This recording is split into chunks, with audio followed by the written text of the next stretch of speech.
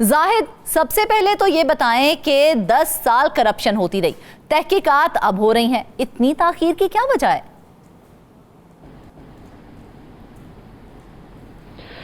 بہت شکریہ آپ کا۔ یہ حیدرآباد جو ہے سندھ کا دوسرا نمبر بڑا شہر ہے، مگر بدقسمتی سے اس شہر کی خوبصورتی کے حوالے سے، ٹاؤن پلاننگ کے مقصد کے حوالے سے جو ادارہ قائم کیا گیا وہ شدید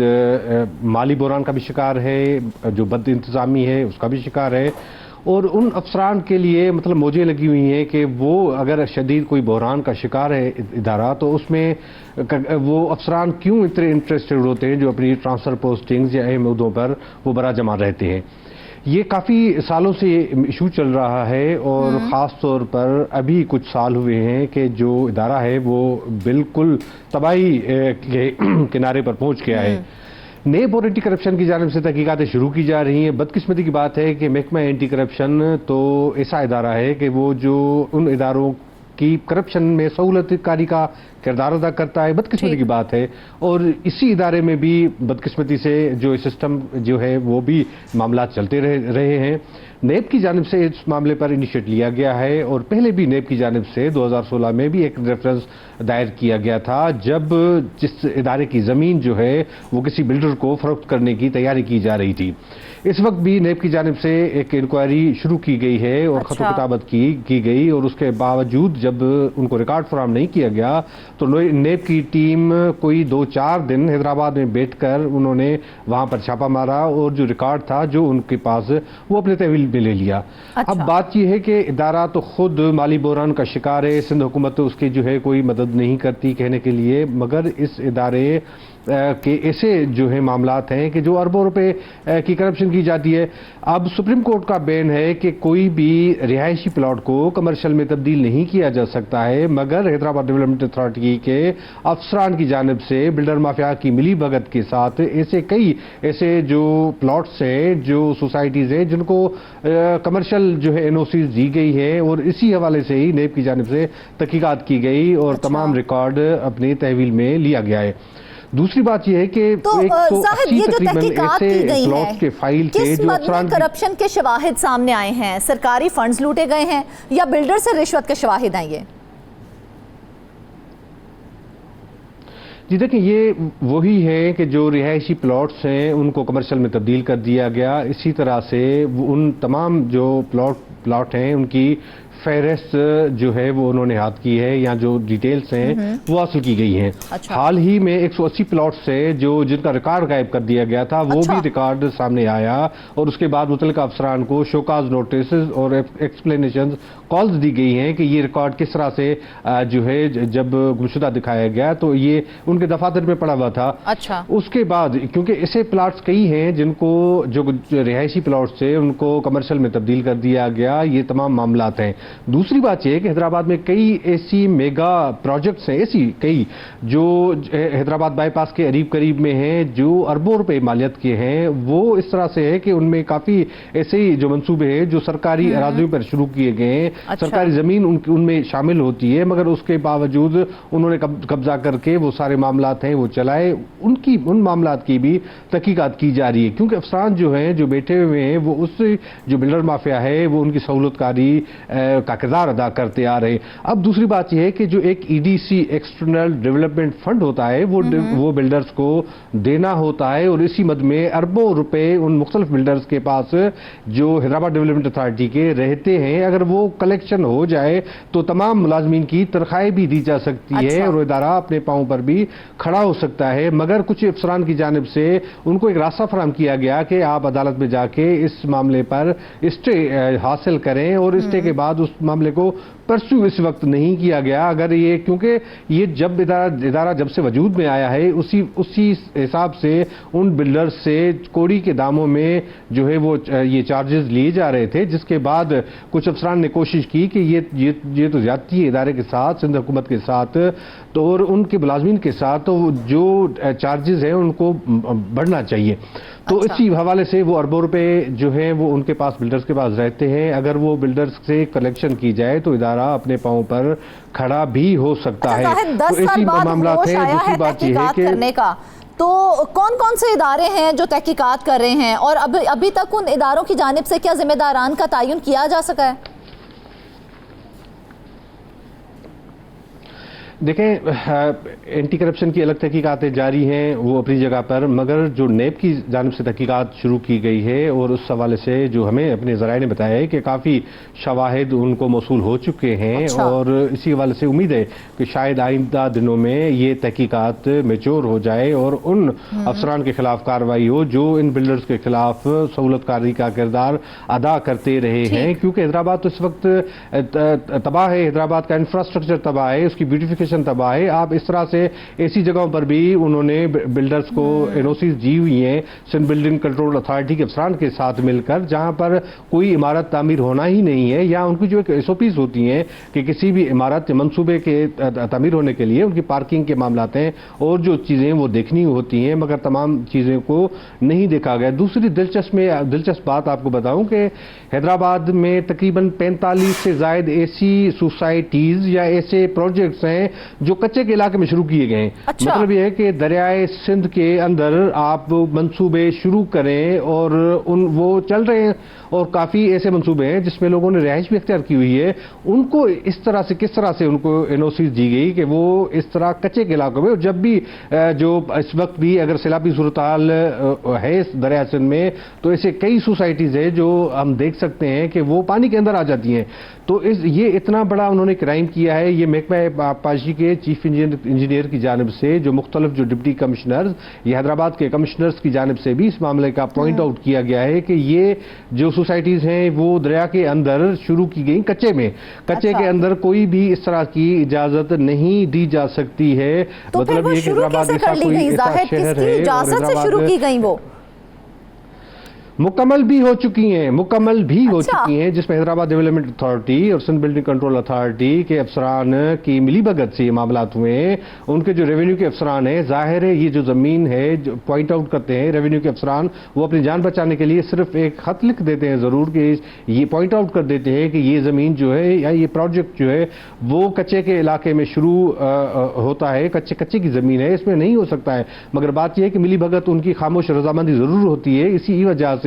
حیدرآباد کے بڑے بڑے منصوبے ہیں، اس وقت بھی قاسم آباد میں جیسے ہم دریائے سندھ کراس کریں گے تو الٹے ہاتھ میں بھی ایک میگا پروجیکٹ ہے، اور بڑے بڑے بلڈرز اس طرح باثر بلڈرز ہیں کہ ان کے خلاف کوئی کارروائی کوئی تحقیقات نہیں ہے۔ بالکل کوئی نہیں پوچھتا۔ حیدرآباد کے اندر بدقسمتی یہ ہے، پورے سندھ کے اندر اسی طرح کے معاملات چل رہے ہوتے ہیں، مگر حیدرآباد کے اندر جب بھی یہ دریائے سندھ میں پانی چڑھتا ہے تو ساری اسکیمیں پانی کے اندر آ جاتی ہیں۔ اس وقت بھی دریائے سندھ میں جو پانی کی صورتحال ہے، جو دریا میں کچے میں جو سیلاب آتا ہے تو وہ بھی کچے کی طرح سیلاب میں آ جاتے ہیں۔ تو یہ صورتحال ہے حیدرآباد کی کہ ایسے افسران ہیں، ان کے خلاف بھی بدقسمتی سے اس وقت تک کوئی ایکشن نہیں لیا جا سکا ہے۔ وہاں کے جو ملازمین ہیں سینکڑوں ہزاروں، وہ فاقہ کشی میں مبتلا ہے۔ دوسری میں آپ کو بات بتاؤں کہ کئی ایسے افسران ہیں جو جعلی بھرتی ہیں حیدرآباد ڈیولپمنٹ اتھارٹی میں، جن کا کوئی ان کا بنیاد ہی نہیں ہے، اور ان کے پاس جو ڈگریز کے معاملات ہیں وہ بھی جعلی ڈگریز بتائی جاتی ہیں۔ وہ ایک الگ جو ہے معاملہ ہے جس پر بھی تحقیقات جاری ہے۔ دوسری بات بدقسمتی کی بات ہے، بہت ہی افسوس کی بات ہے کہ ایک جو خط ہے جو ہمیں موصول بھی ہوا ہے، ہم اپنی ناظرین کو بھی دکھا سکتے ہیں کہ ان ملازمین نے جو مختلف جو فلاحی ادارے ہیں ان کو خط لکھا ہے کہ آپ ہمیں راشن کی مدد کریں، ہمارے بچے فاقہ کشی میں مبتلا ہیں، اور آپ اگر ہم مدد نہیں کریں گے تو ہمارے بچے بھوک میں مر جائیں گے۔ یہ اس کا خط ہے، اور تمام اداروں کے جو سربراہان ہیں اس کی کاپی بھیجی گئی ہے۔ اب اس سے بڑھ کے کون سی بدقسمتی کی بات ہوتی، افسوس کی بات ہو سکتی؟ جی بالکل، ملازمین کی جانب سے یہ خط لکھا گیا ہے، اور یہ خط ان کو لکھا گیا ہے انچارج ہیں سیلانی ویلفیئر حیدرآباد کے کہ آپ مہربانی کریں، کھانا اگر پکاتے ہیں تو کھانا ہمارے بچوں کو دے دیں، اگر آپ کوئی راشن وغیرہ دیتے ہیں تو آپ ہمارے بچوں کو دے دیں۔ 12 ماہ سے کوئی تنخواہ اگر ملازم کو نہیں ملے گی، جس کو کوئی رشوت بھی نہیں ملتی، جس کو کوئی اور معاملہ بھی نہیں ہے، جو صرف جو اپنی ڈیوٹی فرائض سر انجام دیتا ہے، کیا تصور آپ کرتے ہیں کہ ایک سال کے اندر ان کے بچے جو ہیں وہ کس طرح سے گزارا کرتے ہوں گے؟ اس کے بجلی کے بل آپ دیکھتے ہیں کس طرح سے آتے ہیں۔ تو ڈیولپمنٹ اتھارٹی کے جو ملازمین ہیں ان کی تنخواہوں کو کیوں روکا گیا ہے؟ کیا موقف دے رہے ہیں؟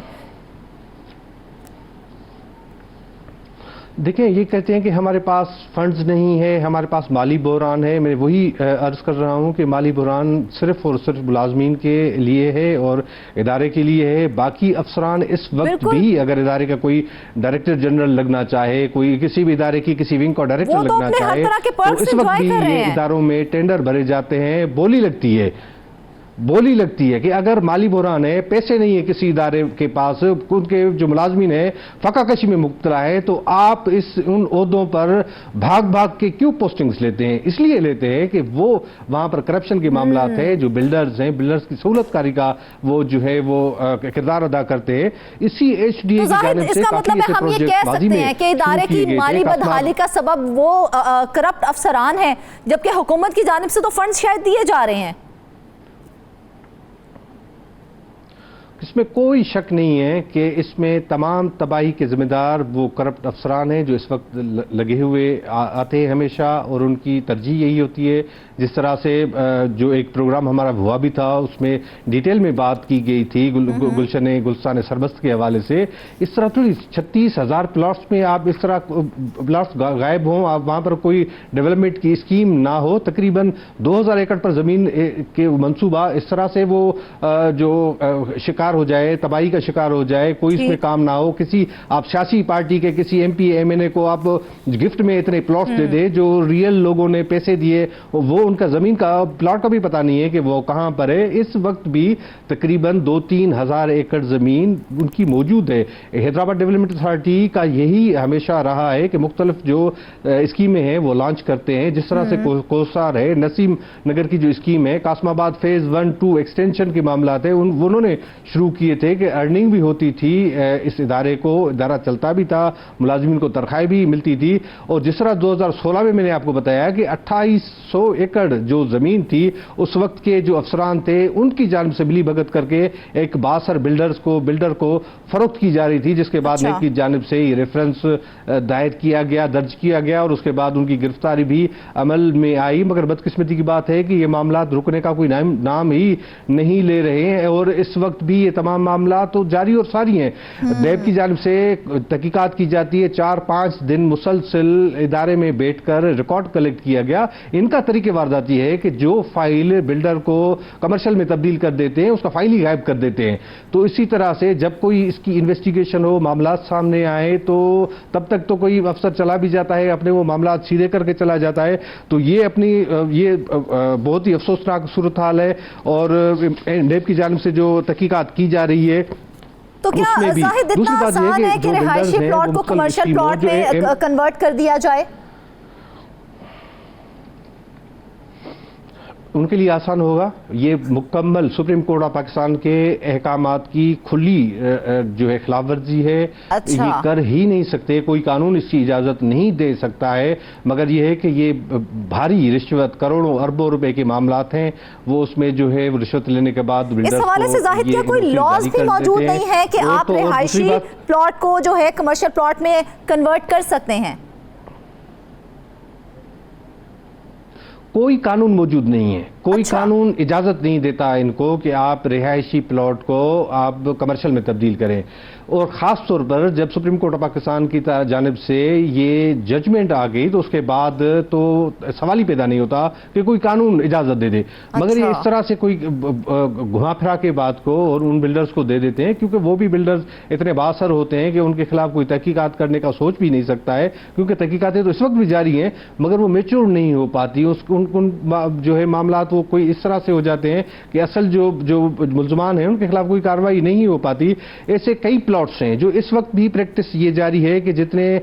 جو کمیونٹی پلاٹس ہیں آپ کے اسکول کے ہو گئے، اسپتال کے ہو گئے اور کسی پارک کے ہو گئے، ان کو بھی جو ہے وہ نہ صرف رہائشی پلاٹس میں تبدیل کرتے ہیں مگر کمرشل میں بھی تبدیل کر لیتے ہیں. اس وقت بھی یہ پریکٹس جاری ہے. تو کیا بلڈر سے اس حوالے سے کوئی بات پوچھ نہیں کی جاتی کہ آپ نے کس طرح سے، کس بیس کے اوپر آپ نے رہائشی پلاٹ کو کمرشل پلاٹ میں تبدیل کر دیا ہے؟ دیکھیے جب بات معاملہ سامنے آ جائے تب کسی بلڈر کوئی بتا دے، ایسے کوئی بلڈر جو ہے اس طرح سے ممکن ہی نہیں ہے کہ کوئی بات بتا دے کہ یہ جو ہے انہوں نے خلاف قانون کوئی کام کیا ہے، جب تک کہ یہ تحقیقات کرنے والے ادارے لیکن کچھ ایسے معاملات سامنے آئے تو ہیں زاہد، تو کیا اس حوالے سے انہیں شو کاز نوٹس بھی جاری نہیں کیے گئے؟